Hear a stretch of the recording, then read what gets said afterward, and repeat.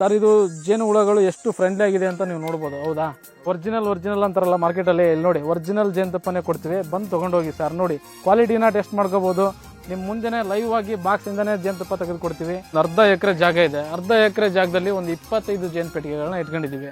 ಈ 25 ಜೇನು ಪೆಟ್ಟಿಗೆಯಲ್ಲಿ ಲಕ್ಷಾಂತರ ರೂಪಾಯಿ ನಾವು ಅಮೌಂಟ್ನ ಮಾಡ್ಕೋಬಹುದು. ನೀವು ಭೂಮಿಗಾದ್ರೆ ಗೊಬ್ಬರ ಬೀಜ ಎಲ್ಲ ಹಾಕಬೇಕಾಗುತ್ತೆ. ಇದರಲ್ಲಿ ಆ ಥರ ಇಲ್ಲ, ಪ್ರಕೃತಿನ ಕೊಡುತ್ತೆ. ನೀವು ಜೇನು ಪೆಟ್ಟಿಗೆಯನ್ನು ಮಾತ್ರ ಮೇಂಟೈನ್ ಮಾಡ್ಕೊಂಡು ಹೋಗಿ, ಅಷ್ಟೇ ಸಾಕು ಸರ್. ಇದು ಜೇನು ಪೆಟ್ಟಿಗೆಯಲ್ಲಿ ನಿಮಗೆ ಪರಿಕರಗಳು ಏನೇನು ಬರುತ್ತೋ ಎಲ್ಲದನ್ನು ನಿಮ್ಮ ತೋಟದಲ್ಲಿ ಬಂದು ಇನ್ಸ್ಟಾಲ್ ಮಾಡಿ ಅದ್ರ ಬಗ್ಗೆ ಮಾಹಿತಿ ಕೊಡ್ತೀನಿ ಸರ್. ನಮಸ್ಕಾರ ಸರ್, ನಮ್ಮ ಹೆಸರು ಚಂದ್ರಗೌಡ ಅಂತೇಳಿ. ನಾವು ಜೇನು ಸಾಕಾಣಿಕೆ ಮಾಡ್ತಾ ಇದ್ದೀವಿ. ಮೊದಲು 0 ಬಜೆಟ್ ಇನ್ವೆಸ್ಟ್ಮೆಂಟಿಂದ ಸ್ಟಾರ್ಟ್ ಮಾಡಿದ್ವಿ.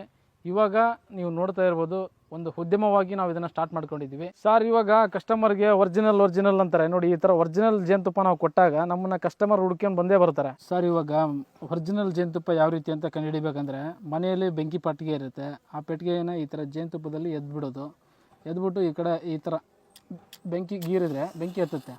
ಬೆಂಕಿ ಹತ್ತಿದ್ರೇ ಅದು ಒರಿಜಿನಲ್ ಜೇನುತುಪ್ಪ ಅಂತ ನಾವು ಕಂಡುಹಿಡಿಯಬಹುದು.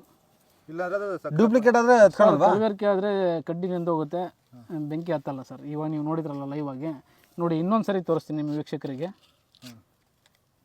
ಇಲ್ಲೇನಿದೆಯಲ್ಲ ಜೇನುತುಪ್ಪ, ಇದ್ರೊಳಗಡೆ ಹದ್ಬಿಟ್ಟು ನೋಡಿ ಜೇನುತುಪ್ಪ ಇಳಿತಾ ಇದೇನಾ ಸರ್? ಇಲ್ಲಿ ನೋಡಿ ಸರ್.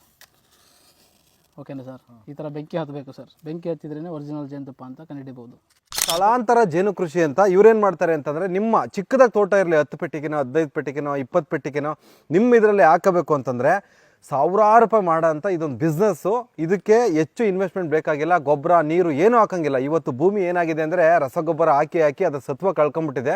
ನೀವೇನೇ ಮಾಡಿದ್ರೂ, ಉಪಕೃಷಿ ಬೆಳೆದ್ರೂ ಇವತ್ತು ಕೈಗೆ ಆದಾಯ ಸಿಗ್ತಾ ಇಲ್ಲ. ಆದರೆ ಇದು ಏನು ಜೇನು ಕೃಷಿ ಇದೆಯಲ್ಲ, ಇದಕ್ಕೆ ಇನ್ವೆಸ್ಟ್ಮೆಂಟ್ ಇಲ್ದಂಗೆ ದುಡ್ಡು ಮಾಡೋಂಥ ಒಂದು ಅತ್ಯುತ್ತಮ ಉದ್ಯಮ ಅಂತಲೇ ಹೇಳ್ಬೋದು.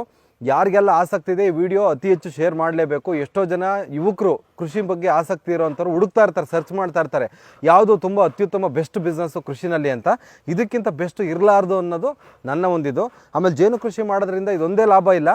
ಈ ಕೃಷಿ ಮಾಡೋದ್ರಿಂದ ನಿಮ್ಮ ಏನು ಬೆಳೆ ಬೆಳೆದಿರ್ತೀರಲ್ಲ ಅದ್ರದ್ದು ಇಳುವರಿ ಕೂಡ ಅತ್ಯುತ್ತಮವಾಗಿ ಆಗುತ್ತೆ. ಇದು ಸೈನ್ಸ್ ಪ್ರಕಾರ ನಿಜ ಸರ್. ಇವಾಗ ಒರಿಜಿನಲ್ ಜೇನುತುಪ್ಪ ಬೇಕು, ನಮ್ಮ ಮನೆ ಬಾಗಿಲಿಗೆ ಬೇಕು ಅನ್ನೋ ಕಸ್ಟಮರ್ಗೆ ಡೋರ್ ಡೆಲಿವರಿ ಮುಖಾಂತರ ಅವ್ರ ಮನೆ ಬಾಗಿಲಿಗೆ ತಲುಪಿಸ್ತಾ ಇದ್ದೀವಿ. ನಂದಿ ಹನಿ ಫಾರ್ಮ್ ಅಂತೇಳಿ ನಾವು ಬ್ರ್ಯಾಂಡ್ ಮಾಡ್ಕೊಂಡಿದ್ದೀವಿ. ಬೇಕಾದರೆ ಸಂಪರ್ಕಿಸಿ ಸರ್. ಡೈರೆಕ್ಟ್ ವಿಸಿಟ್ ಮಾಡಬೇಕಂದ್ರೆ ನೀವು ಮುಂಚೆನೇ ಕಾಲ್ ಮಾಡ್ಕೊಂಡು ಬಂದರೆ ನಮ್ಮ ಹೂವಿನ ಹಡಗಲಲ್ಲಿ ಸಿಗ್ತೀನಿ. ಅದಾದ ನಂತರ ನೀವು ಕಾಲ್ ಮಾಡದೆ ಬಂದರೆ ನಾನು ಇರಲ್ಲ. ಯಾಕಂದರೆ ಸ್ಥಳಾಂತರ ಜೇನು ಕೃಷಿ ನಾನು ಮಾಡ್ತಾ ಇರೋದು. ಒಂದು ಪ್ಲೇಸಿಂದ ಇನ್ನೊಂದು ಪ್ಲೇಸಿಗೆ ಹೋಗ್ತಾ ಇರ್ತೀವಿ. ಹಾಗಾಗಿ ಕರೆ ಮಾಡ್ಕೊಂಡು ಬನ್ನಿ ಸರ್.